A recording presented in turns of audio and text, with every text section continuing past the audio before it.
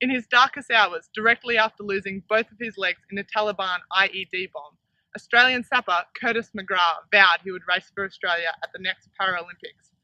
2 years later, he is entering the Para-Canoe World Championships as the hot favourite within his category. It was a 5-day patrol. 4 days into the patrol, I stepped on an improvised explosive device, and that took off both my legs. It also damaged my wrist. I broke 4 or 5 bones in my wrist. I had a lot of burns to my legs and hands, and I had a perforated eardrum.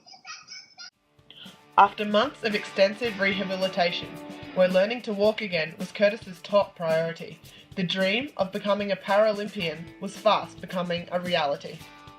I wasn't sure what I wanted to do with para sports, and I wanted something that I enjoyed previously, and I wanted to be able to sort of jump straight into it in terms of my ability that I've already got.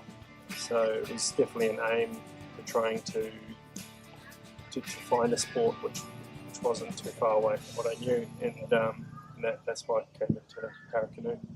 With the sport debuting at the 2016 Rio Olympics, Australian canoeing's high-performance manager Richard Fox believes Curtis's long-term goal of an Olympic gold medal is right in his sights. Well, we saw in the national championships that he had great potential in this event, in the V1, so in the Baja, and he showed that with his times. We were aware of the times that were performed last year at the World Championships, so that was his first sort of point of reference, which meant he was on track, and similarly across the board, the Nationals gave us a good idea that we could be competitive. As one of 261 Australian soldiers to be wounded in Afghanistan, Australian team manager and para-canoe classifier Christine Bain said Curtis's dedication to training has showed he has the mental and physical strength to achieve all of his goals. I think Curtis is one of the toughest athletes I've ever met. What he's had to overcome, and even what he's been exposed to, that translates over to his paddling. I think I'm strong enough, but trying to get that power onto the blade is quite difficult, especially when you haven't got the same balance as what I used to be able to. But like you said, it's two years away, and there's a lot of time for that improvement to come. Curtis McGrath will spearhead the Australian team at this year's World Championships in Russia. With strong competition from many European nations, the athletes are focused on gaining necessary experience and knowledge leading into the 2016 Rio Olympics. Here at the World Championships, we have 3 female athletes and 3 male athletes.